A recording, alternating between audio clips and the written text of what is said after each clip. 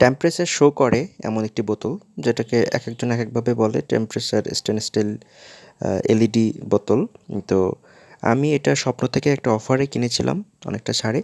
তো আমি এটা এখন চেক করব যে কতক্ষণ থাকে। তো আমি যেটাই দেখছি সেটাই বলবো। তো আমি মোটামুটি আমার গরম পানিটা আমি ঢেলে নিচ্ছি এবং দেখতে চাচ্ছি যে এটা কতক্ষণ থাকে। আমি গরম পানি ঢালার পরে আমি আগেই বলে রাখি যে এটা আসলে অনেকটা সময়, আমি রাত 8:30 থেকে 9টার দিকে আমি গরম পানিটা এখানে দিয়েছিলাম। টেম্পারেচার 95% রাখা হয়েছিল এবং সকাল 7টার দিকে আমি দেখি টেম্পারেচার 76 এরকম। তো আমি কিন্তু পানিটা দেওয়ার পরে এখানে দেখছি এই টেম্পারেচারটা কিন্তু আস্তে আস্তে বাড়তেছে, এখন 36 এবং এটা আস্তে আস্তে বাড়তেছে। আমি সেইটা ভিডিওতে ইনক্লুড করতে পারিনি যেহেতু সকালবেলা এটার মনে ছিল না।